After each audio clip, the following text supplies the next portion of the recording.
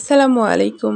শীত উপলক্ষে আজকে তৈরি করে দেখাবো শুধুমাত্র চালের গুঁড়া দিয়ে অসংখ্য ছিদ্রযুক্ত নরম তুলতুলে চিতই পিঠার রেসিপি। এই চিতই পিঠাটা ভর্তা দিয়েও খেতে পারবেন, আবার চাইলে দুধেও ভিজাতে পারবেন। এই পিঠাটা এতটাই সফট আর এতই জালিদার যে দুধে ভেজানোর পরপরই কিন্তু পাউরুটির মতো রস শুষে নেবে। আবার চাইলে এরকম ঝাল ঝাল ভর্তা দিয়েও খেতে পারবেন। আজকের রেসিপিতে চিতই পিঠাও থাকছে, সাথে একটা ভর্তা রেসিপিও থাকছে। চলুন দেরি না করে শুরু করা যাক। একটা বোলে 2 কাপ শুকিয়ে রাখা ভেজা চালের গুঁড়া নিয়ে নিচ্ছি। এখানে 1 কাপ দিয়ে দিচ্ছি কুসুম গরম পানি। একেবারে কুসুম কুসুম থেকে একটু বেশি হবে পানিটা, হাত দিলে হাতটা ডুবিয়ে রাখা যায় এরকম গরম। খুব বেশি গরম বা ঠান্ডা পানি দিবেন না, তাহলে পিঠাগুলো ভালো হবে না। হাফ চা চামচের মতো লবণ দিয়ে দিলাম। এখন হাত দিয়ে ডলে ডলে খুব ভালোভাবে এই পানিটাতেই আটাগুলো মাখিয়ে নিতে হবে। এই পর্যায়ে আর কোনো পানি ব্যবহার করা যাবে না। প্রথমত এই পানিতেই খুব ভালোভাবে মাখিয়ে নেবেন, তাহলে দেখবেন আস্তে আস্তে পাতলা হয়ে আসছে। চিতই পিঠা পারফেক্ট করে তৈরি করতে হলে এই কাজটা অবশ্যই করতে হবে। খুব ভালোভাবে কিছুক্ষণ সময় নিয়ে মাখিয়ে নেওয়ার পরে 1 ঘন্টা রেস্টে রেখে দিচ্ছি। এখন শর্টকাট একটি ঝাল ঝাল ভর্তার রেসিপি করে দেখাবো। তো প্রথমে আমি কয়েকটা শুকনো মরিচ তেলের মধ্যে ভেজে নিচ্ছি। ভেজে মুচমুচে হয়ে আসলে তেল ঝরিয়ে মরিচগুলোকে উঠিয়ে বাটনায় রেখে দিব।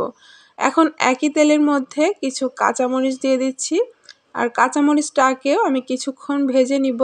ভেজে নেওয়া হয়ে গেলে 2টা বড় সাইজের পেঁয়াজ কুচি দিয়ে দিচ্ছি। ঝাল পেঁয়াজ এই সব কিছু আপনাদের পছন্দ মতো কমিয়ে কিংবা বাড়িয়ে নিতে পারবেন। পেঁয়াজটা নেড়েচেড়ে এরকম নরম হয়ে আসলে দিয়ে দিব 1 মুঠো ধনিয়া পাতা। পাতাগুলো কেটেও দিতে পারেন।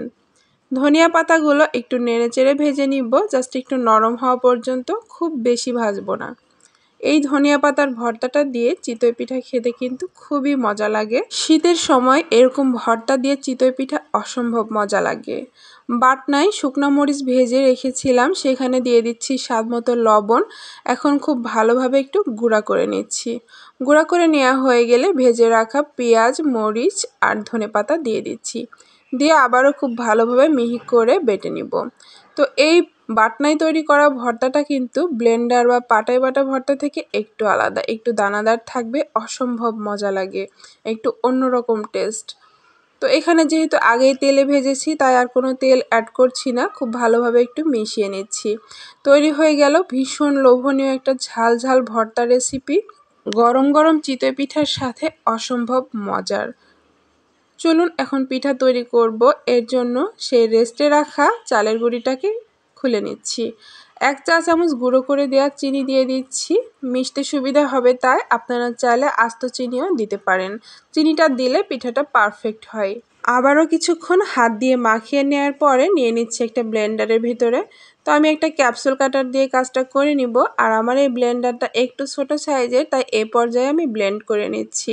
1 মিনিটের মতো ব্লেন্ড করেছি, এরপরে আবারও ঢেলে নিচ্ছি। দেখুন ব্লেন্ড করার পরে ব্যাটারটা কিন্তু আরও কিছুটা পাতলা হয়ে গেছে। এখন একটু চামচ দিয়ে মিশিয়ে নেব, আর এটার ঘনত্বটা দেখে নিশ্চয়ই বুঝতে পারছেন। তো আমি এখানে সেই হালকা গরম পানিটা অল্প অল্প করে আরও 1 চামচের মতো ব্যবহার করেছি। 2 কাপ চালের গুঁড়ার জন্য 1 কাপ, আর 1 কাপের 3 ভাগের 1 ভাগ পানি মনে হয় আমার লেগেছে। তো পানিটা অবশ্যই বুঝে দিবেন শেষ পর্যায়ে, বেশি পানি একবারে দিতে যাবেন না। যেহেতু আমার বড় ব্লেন্ডারের জগ নেই, তাই এরকম চাপ দিলে ঘুরে এরকম একটা হ্যান্ড উইস্ক দিয়ে আমি আরও কিছুক্ষণ মিক্স করে নিব। এই পর্যায়ে দিয়ে দিচ্ছি 1 চা চামচের মতো বেকিং পাউডার। 2 কাপ চালের গুঁড়ার জন্য 1 চা চামচের একটু কম দিয়ে দিলাম বেকিং পাউডার। এটাই কিন্তু পারফেক্ট হবে আপনার পিঠা। চাইলে এই পর্যায়ে হ্যান্ড ব্লেন্ডার দিয়ে ব্লেন্ড করতে পারেন, আবার চাইলে হ্যান্ড উইস্ক দিয়েও আমার মতো করে ফেটিয়ে নিতে পারেন। তো কিছুক্ষণ ফেটানো হয়ে গেলে এরকম বুদবুদ বা ফেনা ফেনা দেখতে পাবেন, তো তখন বুঝবেন আপনার এই ব্যাটারটা একদম পারফেক্ট হয়েছে। আর ঘনত্বটা দেখিয়ে দিচ্ছি, এরকম হবে।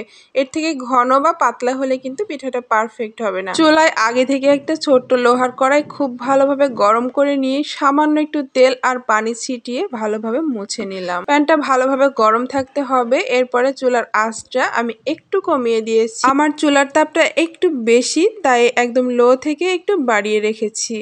এরপরে আমি 1 চামচের একটু বেশি করে ব্যাটারটা একটু উপর থেকে ফেলবো। ঢাকনা দিয়ে 1.5 থেকে 2 মিনিট অপেক্ষা করলেই পিঠাটা একদম তৈরি হয়ে যাবে। মাশাআল্লাহ, প্রথম পিঠাটাই কিন্তু এরকম পারফেক্ট হয়েছে। আমার কিন্তু একটা পিঠাও নষ্ট হয়নি আজকে। অসংখ্য ছিদ্রযুক্ত আর নরম তুলতুলে পাউরুটির মতো হয়েছে একদম। তো এইভাবে আমি প্রত্যেকটা পিঠাই তৈরি করে নিচ্ছি। আর পরবর্তীতে তেল বা পানি কিছুই ব্যবহার করব না, শুধু লক্ষ্য রাখবেন যেন কড়াইটা ভালো মতো গরম থাকে। 2 কাপ চালের গুঁড়া দিয়ে আমার 6টা পিঠা হয়েছে, আর 6টা পিঠায় আলহামদুলিল্লাহ অনেক সুন্দর হয়েছিল। তো সন্ধ্যায় কিন্তু 2-3 জন মানুষের জন্য এই কয়টাই যথেষ্ট। এই পিঠাগুলো চাইলে দুধের শিরাতেও দিতে পারবেন, একদম 10 মিনিটও লাগবে না এই পিঠাগুলো ভিজতে। দেখুন কতটা সুন্দর হয়েছে, লাস্টের দিকে খুবই ভালো হয় পিঠাগুলো। চিতই পিঠাগুলো তৈরি করা একদম রেডি। ঝাল ঝাল ধনেপাতার ভর্তার সাথে অসম্ভব মজার। কতটা সফট আমি একটু হাত দিয়ে চাপ দিয়ে দেখাচ্ছি আর ভেঙে দেখাচ্ছি ভেতরটা কতটা জালিদার। আমার বলা প্রত্যেকটা কথা আর প্রতিটা টিপস যদি হুবহু ফলো করেন, ইনশাআল্লাহ আপনাদেরও কিন্তু এমন সুন্দর পিঠা এই শীতেই তৈরি করতে পারবেন। চিতই পিঠার রেসিপি কেমন হয়েছে অবশ্যই কমেন্টে জানাবেন। যদি ভালো লাগে একটি লাইক দিতে ভুলবেন না। আর আমার চ্যানেল যদি সাবস্ক্রাইব করা না থাকে, সাবস্ক্রাইব করে পাশে থাকা বেল আইকন চেপে অল নোটিফিকেশন চালু করে রাখবেন। এতক্ষণ সাথে থাকার জন্য অসংখ্য ধন্যবাদ। আল্লাহ হাফেজ।